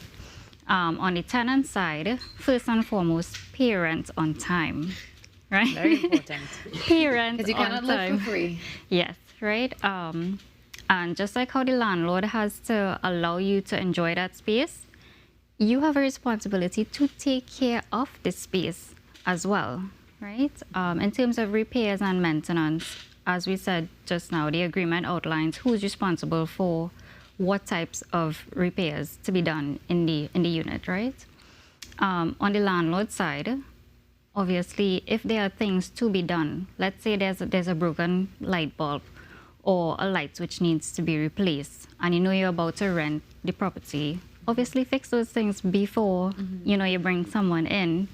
And on the flip side, for the tenants, if while during occupancy something goes wrong, let's say the shower starts to leak, or you have an issue with plumbing or some other electrical issue, make sure to report it to the landlord immediately so they can address the scenario or the issue promptly. They both have the responsibilities. Now, let's say I'm renting a property and my tenant has breached some of the conditions in the agreement. Right. How can I end that tenancy? So that's a very good question, because most persons or landlords think it's as simple as, I don't want you in my property, you need to leave. But there are actually legal implications to doing that. Because at the end of the day, this is a legal agreement you are entering into. Of course, there's a legal process to exit the agreement as well. So first and foremost, you must have a valid reason for ending the tenancy. You must properly prepare the notice, and it must be in writing. Again, it can't be a verbal, I want you out by the end of the week. It must be in writing, and there must be a time frame within which the tenant has to leave. The tenant obviously should not ignore the notice, because at the end of the day, it is a legal, process that they have started. And then if the tenant decides, okay, well, I'm not going to take this on, I'm just going to stay here, then the landlord has the right to now pursue further legal actions in accordance with the law. Yeah, so it's not just it's not just pack up your stuff and leave. No, it's there's a process. Yeah, there's a process. The law, protects both the interests of the landlords that is correct. And the tenants. So, in closing, Rachel, what advice now do you have for landlords and tenants this morning? So it's pretty simple. On the landlord side, screen your tenants properly. Make sure you know who you are renting your property to. Of course, use written tenancy agreements. Again, no verbal agreements. Make sure everything is in writing. You want to keep records of all the payments. You want to make sure you deal with issues promptly, and don't resort to self-eviction techniques, right? On the tenant side, you want to make sure you read your tenancy agreement carefully. Each agreement will be different, and it will be specific to the property that you are renting, whether it's residential or commercial. The tenant also has to keep copies of their payments as well, and the tenancy agreement. They should report problems in writing, and again, promptly, because you want to deal with those things as soon as possible. Of course, pay your rent on time and within the terms and conditions of the agreement.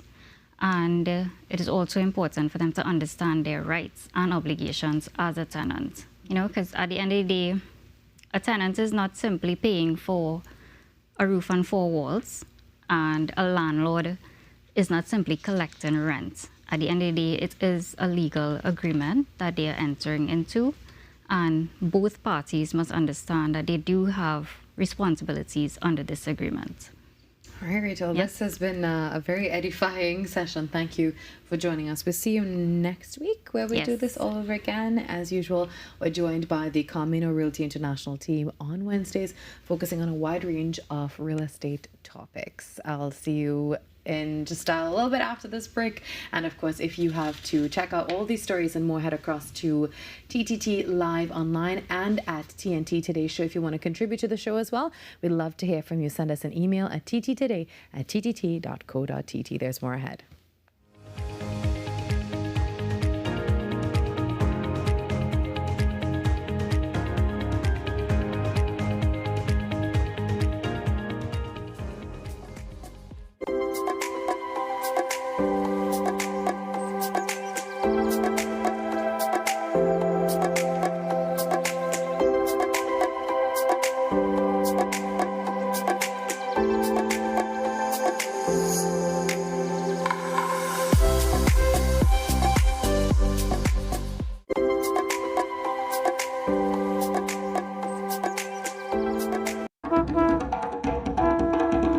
Every village has has a story. Every tradition has a voice. This July 16th to August 1st, discover them all at the 2026 Tobago Heritage Festival. This year's theme, Let We Tell the Whole Story, invites you to experience the customs, resilience, and rich cultural legacy that continue to define Tobago. Join us for unforgettable performances, village celebrations, and authentic cultural experiences across the island. The Tobago Heritage Festival 2026. Let we tell the whole story. Visit TobagoFestivalsCommission.com for event details.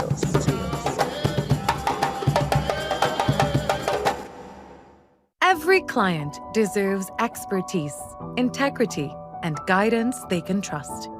At Camino Realty International, we deliver integrated real estate solutions, sales, rentals, property management, and project development. Driven by excellence, transparency, and innovation, we protect value, create opportunity, and build lasting success. Because real estate isn't just about buildings.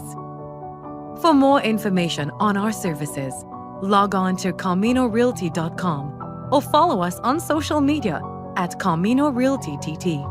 Camino Realty International, elevating lives one property at a time.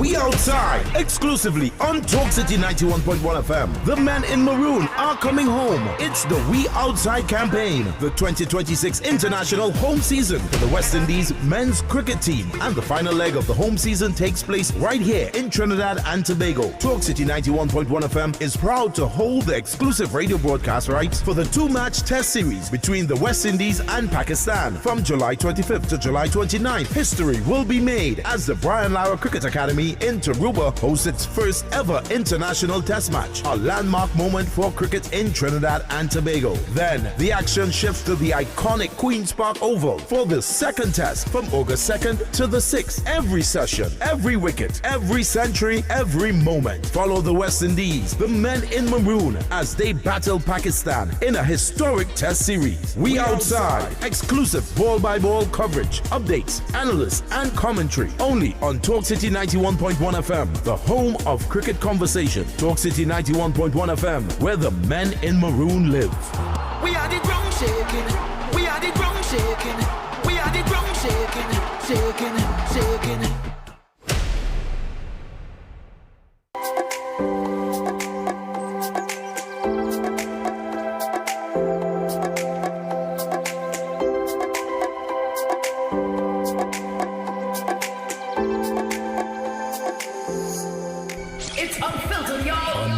Unscripted. You're dressed for talk. This is the link up. This is the link up with Talk City 91.1 FM. Well, it's time to check in with our sister station and see how the shift is going. We get to merge radio and TV for a few minutes to create this unique space. This is the link up. Good morning, Lennox. Good morning. Andy is not on camera, but he is on the mic, so he will be making his contribution as per usual. Good morning, Virmala. Good morning, Andy. I thought you were upset with me because I spent Monday with Lennox on set. No. I know I will have my time to spend with you when I recover very soon. So I thought that's why you didn't come today, but that's totally okay. Virmala, he is sounding very modest this morning. I thought I would have got a tweak of the pit bull. Listen, I was fully expecting it. I was expecting it this morning. Lennox, I have a little treat for you this morning. Tell us. Do you remember Boyo Ankala? Boy and what? Boyo Ankala from Republic Readers. Oh, yes. Go ahead. Yeah. We actually had the author here with us this morning, and it was a really special moment, Frank M. Porter. I know I was in like glee this morning because I grew up on Boyo Ankala. Right. Yeah, and did you know that they are actually, adapting those books for deaf and hard of hearing children? No, I am not aware at all. Could you give us an insight as to... Yeah, so they're partnering to ensure that these books can reach children who are differently abled. And I think this is amazing. You know, everyone gets to experience Caribbean rhythms and Republic readers. Well, great, because I mean, it would have been a far cry from Turley and Tristy goes to school, and Mr. Mike goes to school on a bike, and of course, he was a screw, and the cow jump over the moon. So I think the evolution clearly is more consistent with what we are familiar with our culture and so on. So I'm glad that adaptation is also being extended to the the hearing impaired. It is. Yeah. So as I said, it really gives everyone an opportunity to enjoy what we grew up on. So I have such great memories with those books. So, you know, I was fangirling this morning. But what are you guys talking about today before I go? The usual hard topics, the whole question of the I saw something on your list, so maybe I can do it there with respect to the new vessel that seemed to have a little issue and the inadvertent accidents that would have taken place. But generally, I think those who are regular users of the ferry, it gives it a thumbs up. It is larger, it is more accommodating, and I think it's probably faster. And so we want the Port Authority and NIDCO in particular. I think that is the company that would have secured the boat and pay, and not anything different to its predecessor in terms of the cost to Trinidad and Tobago's taxpayers. So it's in that regard I was focused in terms of making sure that Tobago's the communications in that way between Trinidad and Tobago is, of course, is back to normal and is acceptable. So once that is happening, of course, the sister will feel much better and we have a better relationship. Well, speaking of ferry, also that tragedy with the MV Virmala in Guyana is something we've been following closely. That is continuing to break my heart every single day. Did you see the videos surfacing online with the captain, I believe, being arrested? Yeah, I understand that the whole crew is charged for murder or something like that. No, manslaughter. He was protesting. He was saying, you know, it didn't happen like that, and he was talking about the radar system and all of that. But the truth is, being under the influence, they tested positive for marijuana, and that made a huge difference with everything that's happening. See that in the marine environment, I see that the ski owner or the ski driver was in fact charged by the DPP for manslaughter of the toddler that died as a consequence of that incident in Tobago. So that is another. And a lot of people were, you know, just waiting with bated breath. And now that hopefully that's some closure for the family as well, Lennox. On my mind is constitutional reform on the whole, in order to get fair justice across the board for all citizens.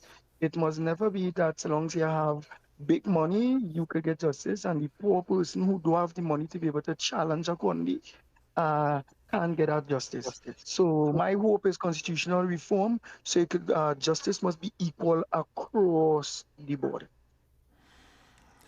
Okay, well, thank you, gentlemen, for joining me this morning. As usual, I always love spending some time with you. I'll see you next week where we do this all over again. Have a wonderful day. Andy, we miss you. Feel better. And I know you'll be back to your glorious self come next Wednesday with us in studio. Yes, indeed. Well, you have a wonderful one as well. That was the link up with Talk City 91.1 FM. It's unfiltered, y'all. Unmatched. Unscripted. You're dressed for talk. This is the link up. With Talk City 91.1 FM.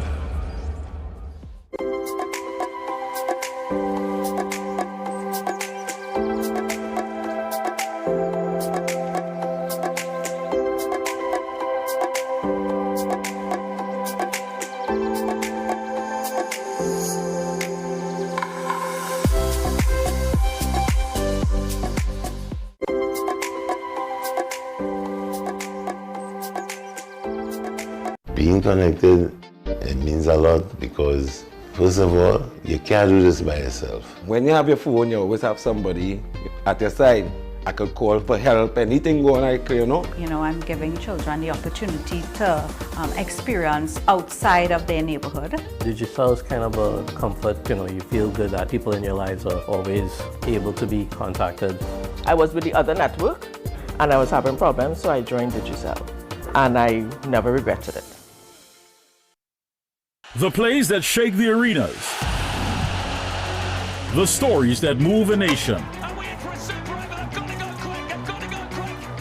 From football to cricket, track to tennis, every win, every rivalry, every headline. This is where Trinidad and Tobago come for sports. TTT Sports. Committed, accurate, relevant. This August, join TTT as we celebrate emancipation through a month of culture, history, and entertainment. In collaboration with the Emancipation Support Committee of Trinidad and Tobago, experience the Pan-African Festival as it unfolds across your screens. Beginning with the historic Emancipation Ceremony, live from downtown Port of Spain on August 1st, Emancipation Day, TTT brings you a month-long lineup of festival highlights, including the Youth Pan Extravaganza, Pan-African Night Concert, Unity Reggae Concert, and much more. Delve into our history, heritage, and the contributions of our African descendants through powerful documentaries that preserve stories of resilience, identity, and legacy. Plus, enjoy a selection of entertaining films and dramatic stories to round out your viewing experience. This August, connect with the culture, the stories, and the moments on TTT and ttt.live/stream. Coming up, Barbados kicks off festival season with Crop Over, where you can live like a local. Moments of discovery and joy during Culinary Month in Antigua and Barbuda. Find that hero within you. As these women of vision share their stories of success. It's Caribbean Passport TV on TTT, Tuesday at 8 p.m.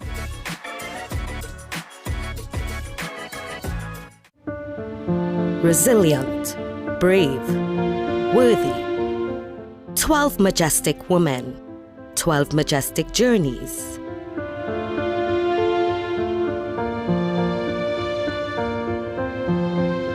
Majestic Makeover Season 3, coming soon to TTT and TTT Live Online. Majestic Makeover Season 3 is powered by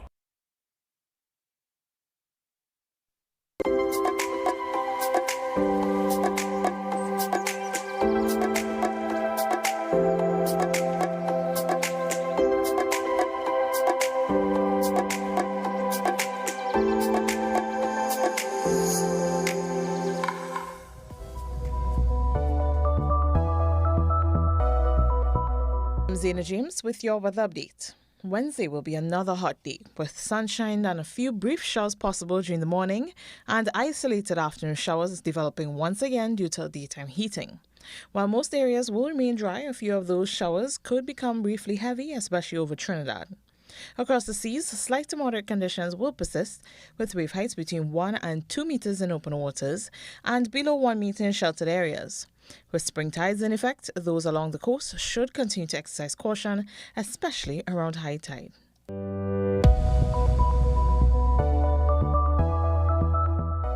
As we celebrate emancipation, there's a new event being added to the calendar that's putting African heritage and culture and identity in the spotlight.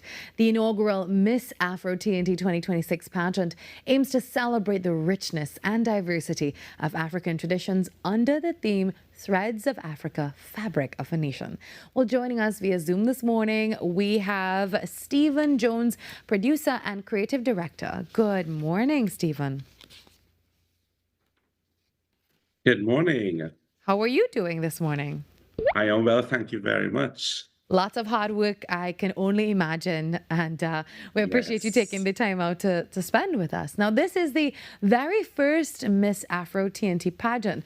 So tell us, let's start from the beginning. What inspired the creation of this event, and what do you hope that it will represent? Absolutely. Well, firstly, good morning to the TTT family, and thank you very much for having us on the program today. And I bring you greetings on behalf of the Honorable Michelle Benjamin, Minister of Culture and Community Development. Well, this is Miss Afro TT. It's the inaugural edition. And so the Honorable Minister really wanted to create an opportunity for uh, young women, I suppose, during this time as we lead up to emancipation, to really have an opportunity to reconnect with their roots and with the motherland, as we like to say. And so we've, over the past few weeks, had the chance to field over 14 candidates, and we've put them through the process. And so we've narrowed down to 14, I should say, leading into the coronation night tomorrow.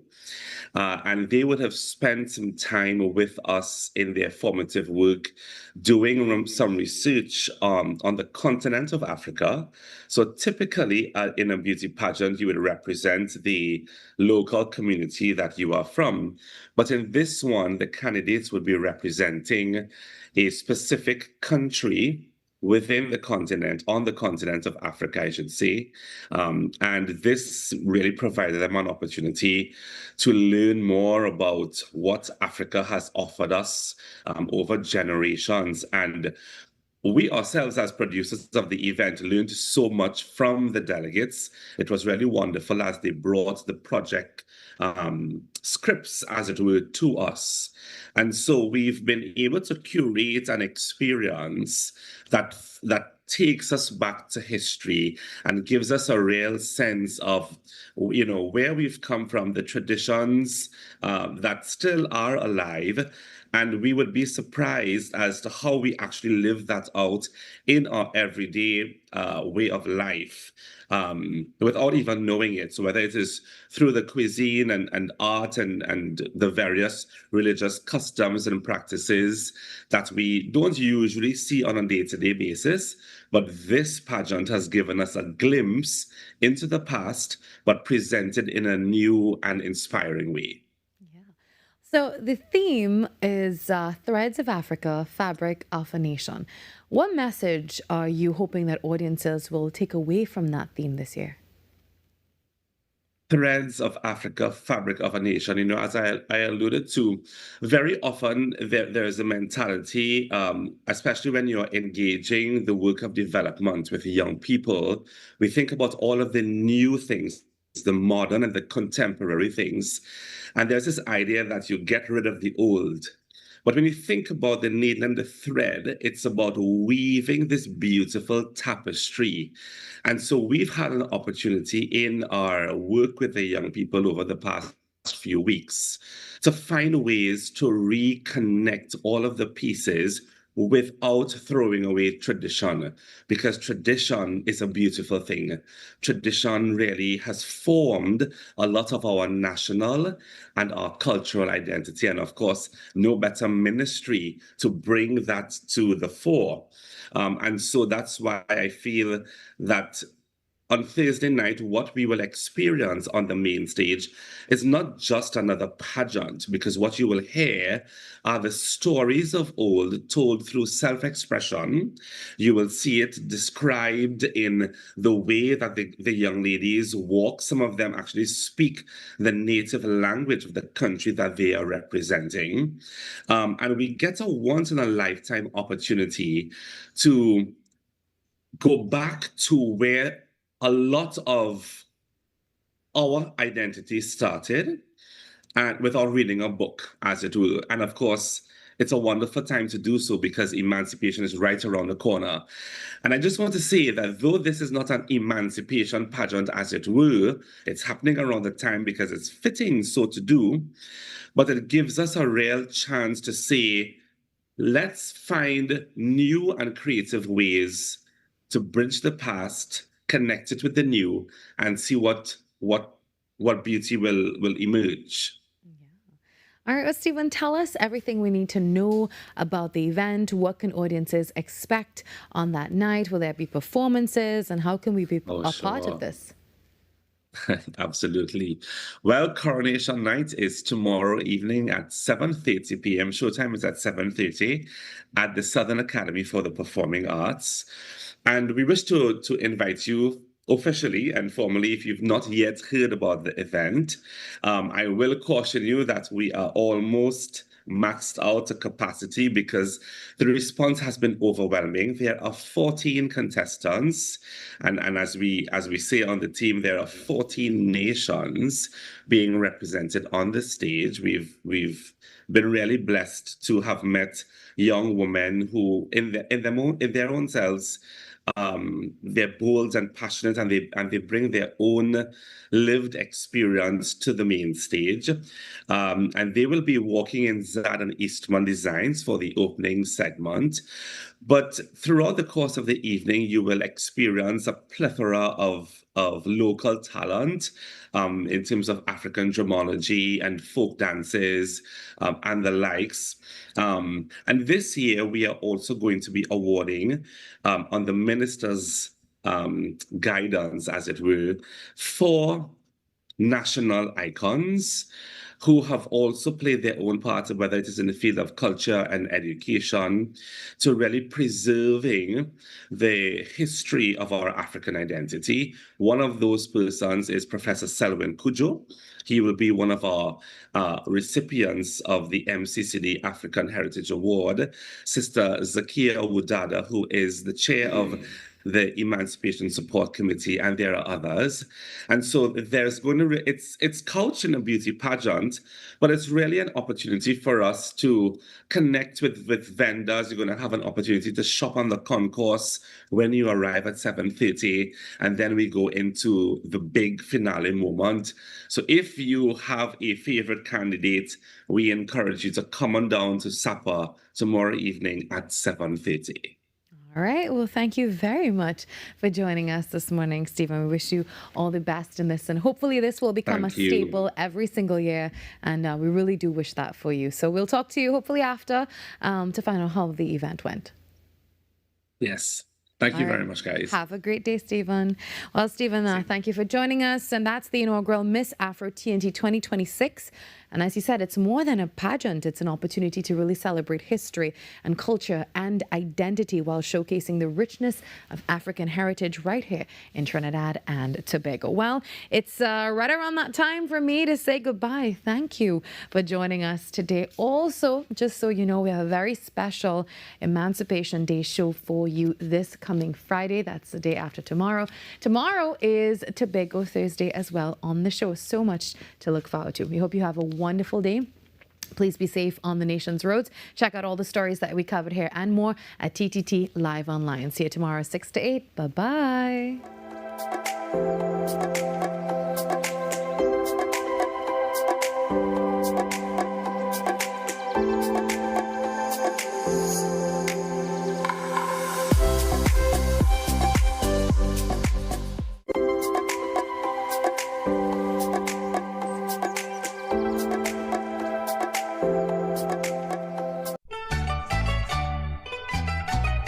Who says you have to wait until December? This July, TTT brings the warmth, wonder and magic of Christmas in July. Escape into heartwarming Christmas movies every weekend, filled with love, laughter, family, romance and unforgettable holiday moments. Then keep the celebration going with spectacular musical entertainment featuring beloved local performers, festive concerts and inspiring performances from both young and established talent. It's the perfect reason to gather the family, make lasting memories and celebrate the joy of the season right in the middle of the year. Christmas in July, all month long, only on TTT and ttt.live/stream.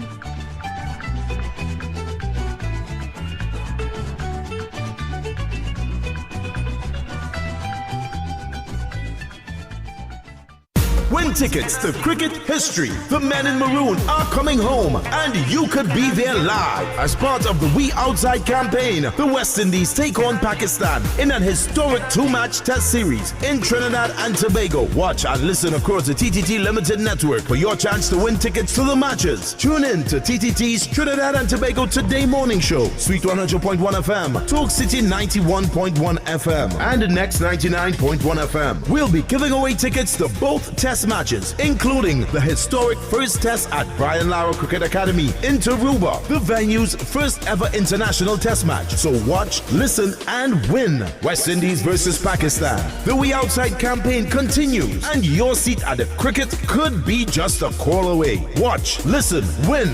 West Indies versus Pakistan. Only on the TTT Limited Media Network. We are the ground shaking. We are the ground shaking.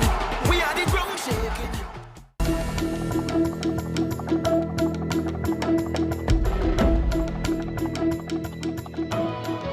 Good morning. This is your TTT News Update. I'm Kyrie Roberts. Making the news at this time. With the Trinidad and Tobago Police Service reporting a 15% decline in serious reported crimes, as well as a drop in overall violent offences, Deputy Commissioner of Police Junior Benjamin is highlighting the steps which were taken to achieve that reduction. We are working really hard to really, remove the fear of crime. And therefore, you find that a lot of the divisional commanders and the police service on a whole, we are engaged in having more town meetings. You will see that we have more walkabouts. We are seeking to engage more with the public. We are ensuring that we have greater police visibility. DCP Benjamin added that while crime strategies are important, the competency of the leadership is one of the key areas that the TTPS is focused on. These divisional commanders, we are ensuring that they are trained, and even presently as we are talking, we have what we call our strategic leadership training that is going on for both executive and divisional commanders at this time. So we are constantly having our officers trained in terms of best practice, in terms of ways in which we go about dealing with situations. And also we are looking at the crime trend. The information that comes from CAPA is very important. So we look at the hotspot, hot times, even the hot items. He added that these senior police officers in charge of divisions are being held accountable for the reduction of crime in each division. And the weekend arrest of 3 people on suspected human trafficking charges underscores the need for increased public education and awareness in Tobago. This, according to Deputy Director of the Ministry of Homeland Security's Counter-Trafficking Unit, Dane Marie Marshall. Speaking at the unveiling of a billboard warning against human trafficking, she revealed between 2% and 3% of residents are being sexually exploited on the island. But then we are recognizing that girls who started exploitation in Trinidad are being brought to Tobago. When there is heavy activity in Tobago, there's heavy movement of women in Tobago. That's what we see. So we are coming up to a great fete weekend. So we are saying that we want our hoteliers to notice the particular environment, notice the particular trend, so that they'll be able to give us a call on our hotline, 800-4CTU. Ms. Marshall is sending a warning to perpetrators of human trafficking as the Counter-Trafficking Unit intensifies its efforts in Tobago. She explained that one of the unit's key objectives on the island is to engage tourism stakeholders and help them recognize the signs of human trafficking, enabling them to identify and report both potential victims and those responsible for committing the crime. The Counter-Trafficking Unit is not going to encourage that type of behavior. And we will come to Tobago, we will go to any parts of Trinidad, and we will find you, and we will deal with you. Ms. Marshall said the unit will continue monitoring businesses and intervening where necessary, as it did during the last weekend's operation. Ahead of World Day Against Trafficking in Persons on July 30th, observed under the theme Trapped Behind the Scam, the Counter-Trafficking Unit is also encouraging the public to wear blue in solidarity with victims and survivors. In some sport now, the West Indies have taken a 1-0 lead in their 2-test series against Pakistan, securing a memorable 90-run victory in Taruba. The regional side produced a remarkable turnaround on the 4th day, rallying with the ball to dismiss the visitors and seal the historic win, putting themselves in a strong position heading into the 2nd test. Set 211 for victory, Pakistan were bowled out for just 120, with Jaden Seals claiming career best figures of 5 for 20. Pakistan captain Babar Azam fought hard with an unbeaten 58, while Mohammad Abbas contributed 23 in a last wicket stand of 49. Kemar Roach and Justin Greaves took 2 wickets each as the West Indies secured a 1-0 lead in the 2-match series. The second test bowls off on August 2nd at the Queen's Park Oval. And that was your TDT News Update. I'm Carrie Roberts. On behalf of our entire team, to you, have a wonderful day.